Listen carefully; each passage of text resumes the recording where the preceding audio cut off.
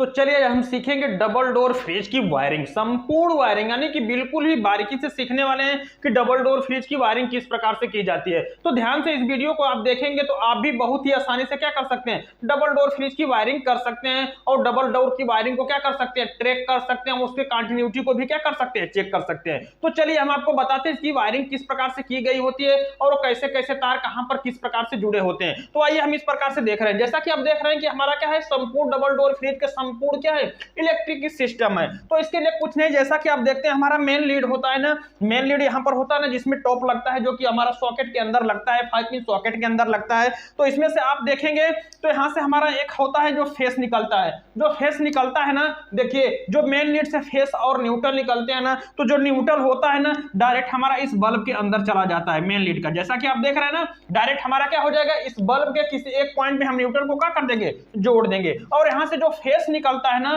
Face हमारा direct हमारा कहां चला जाता है, थर्मोस्टेट के किसी एक पॉइंट में जाकर क्या हो जाएगा, इन हो जाएगा। कुछ इस प्रकार से देखिए ऊपर की साइड में जाता है ना, इस प्रकार से मेन लीड से देख रहे हैं तो न्यूट्रल तो डायरेक्ट हमारा चला गया बल्ब के अंदर, और जो फेस गया ना डायरेक्ट हमारा कहां गया, थर्मोस्टेट के किसी एक पॉइंट में जाकर क्या कर देंगे, इन कर देंगे। और थर्मोस्टेट के उसी पॉइंट से, जिस पॉइंट से इन किए हैं, ध्यान से उसी पॉइंट से आउट करके इस फेस को लेकर चले जाएंगे अपना किसमें, डोर स्विच के अंदर। जैसा कि आप देख रहे हैं ना, किसमें दे दिया, डोर स्विच के अंदर। और डोर स्विच से आउट करके हम क्या करेंगे, किसको दे देंगे, बल्ब के अंदर दे देंगे। जैसा कि आप देख रहे हैं ना, इसे यहां से भी इसको क्या मिलेगा, बल्ब को न्यूट्रल मिलेगा और यहां से फेस मिलेगा। ये बल्ब क्या होने लगेगा, जलने लगेगा। इसके बाद जो थर्मोस्टेट से फेस आउट होता है ना, ध्यान से समझिएगा, जो थर्मोस्टेट से जो फेस आउट होता है वो हमारा चला जाता है डिफ्रॉस्ट टाइमर के अंदर। जैसा कि आप देख रहे हैं ना, ये हमारा क्या है, डिफ्रॉस्ट टाइमर है। यही जो टाइमर होता है कि हमारे जो कंप्रेसर को कूलिंग मोड के लिए, और यह क्या करता है, हमारे फ्रिज को हीटिंग मोड और क्या करने लगा है,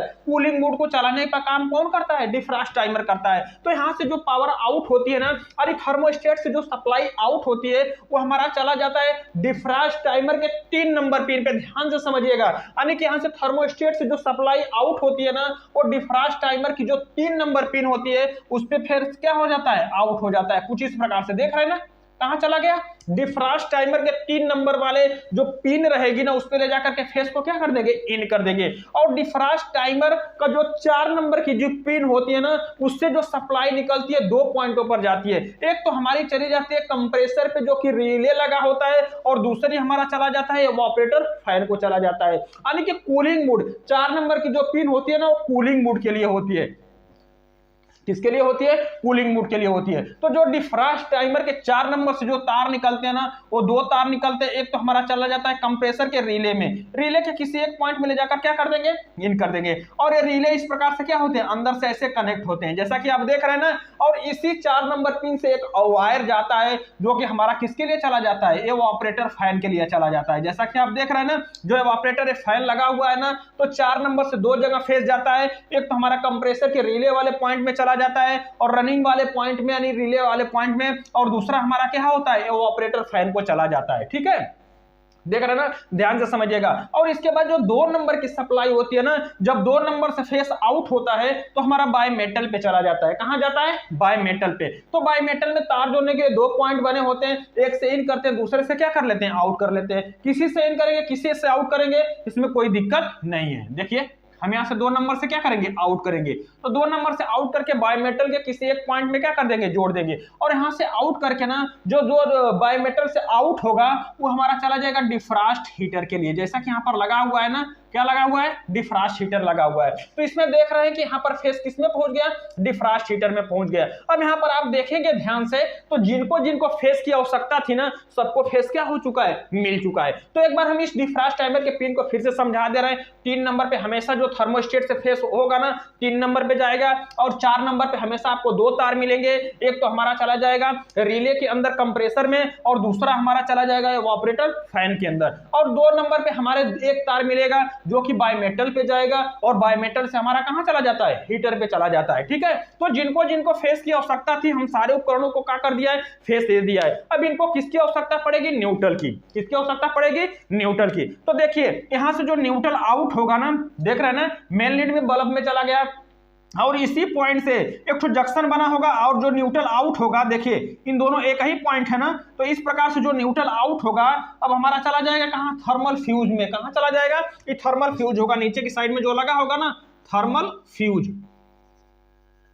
देख रहे हैं ना, ये हमारा क्या होगा, थर्मल फ्यूज होगा। तो थर्मल फ्यूज के किसी एक पॉइंट में ले जाकर क्या कर देंगे, इन कर देंगे। और यहां से जब आउट करेंगे ना तो हमारा किसके लिए चला जाएगा, एवापोरेटर फैन के लिए। किसके लिए चला जाएगा, एवापोरेटर फैन के लिए। किस पे चला गया, थर्मल फ्यूज से हो गया। और इसी जगह से हमारा चला जाएगा जो कंप्रेसर का जो OLP रहेगा ना, वो OLP वाले पॉइंट में चला जाता है कुछ इस प्रकार से। देखिए कहां चला गया, OLP वाले पॉइंट में चला गया, यानी OLP में किसी एक पॉइंट में ले जाकर क्या कर देंगे, इन कर देंगे। और इससे आउट करके हम क्या करेंगे, कंप्रेसर के कॉमन वाले पॉइंट में क्या कर देते हैं, जोड़ देते हैं। अब देखिए यहां तक तो हमने जोड़ दिया ना, अब इसी पॉइंट से हम क्या करेंगे, आउट करवाएंगे इस प्रकार से न्यूट्रल को। देखिए न्यूट्रल सबका कॉमन होता है ना, अब ये न्यूट्रल इसी जगह से हमारा चला जाएगा हीटर के पास। जैसा कि आप देख रहे हैं ना, किस पे चला जाएगा, हीटर के पास चला जाएगा। देख रहे हैं ना, किसमें जुड़ गया, हीटर के पास जुड़ गया। अब देखिए इसको भी न्यूट्रल चाहिए ना, यानी इसके अंदर हमने कहा था कि एक मोटर होती है, क्या होती है, मोटर होती है। इस मोटर को चलने के लिए किसकी आवश्यकता पड़ती है, न्यूट्रल की आवश्यकता पड़ती है। तो इस न्यूट्रल को कहीं से देंगे कोई फर्क पड़ने वाला।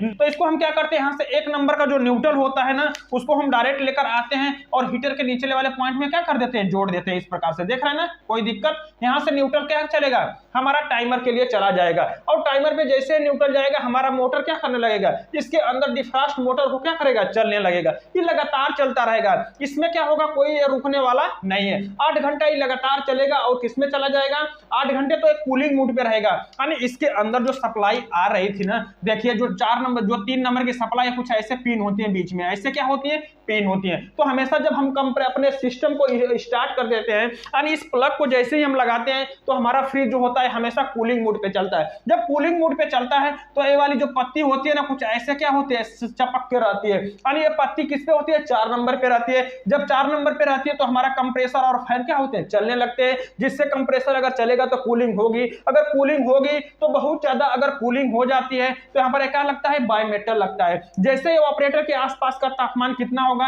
-5 डिग्री सेल्सियस होगा। कितना होगा, -5 डिग्री सेल्सियस होगा। वैसे ये क्या हो जाएगा, ऑन कर देगा सप्लाई को। क्या कर देगा, ऑन कर देगा। ऑन करने का मतलब होगा कि जो 4 नंबर की सप्लाई है ना, इसको क्या कर देगा, कट कर देगा। इस प्रकार से सप्लाई क्या हो जाएगी, कट कर देगी। और ये सप्लाई हमारी जो 3 नंबर की सप्लाई वो किस पे आने लगेगी, 3 नंबर की सप्लाई 2 नंबर पे आने लगेगी। और जैसे ही 4 नंबर की सप्लाई कटेगी, कंप्रेसर और फैन क्या हो जाएंगे, बंद हो जाएंगे। और हमारा हीटर क्या हो जाएगा, ऑन हो जाएगा। हीटर हमारा क्या हो जाएगा, ऑन हो जाएगा। और जैसे ही जब हीटर ऑन होगा ना, वो आप जैसे हीटर ऑन होगा और इवेपोरेटर के आसपास का तापमान जैसे ही +5 डिग्री सेल्सियस होगा, कितना होगा, +5 डिग्री सेल्सियस होगा, वैसे ही फिर से बायोमेटल क्या कर देगा, सप्लाई को ऑफ कर देगा। क्या कर देगा, ऑफ कर देगा। और जो सप्लाई 2 नंबर पे जा रही थी ना, ये फिर से किस पे जाने लगेगी, 4 नंबर पे जाने लगेगी। किस पे जाने लगेगी, 4 नंबर पे जाने लगेगी। और 2 नंबर की सप्लाई क्या हो जाएगी, बंद हो जाएगी। ठीक है, तो ध्यान से इस वीडियो को देखे होंगे तो आप भी समझ गए होंगे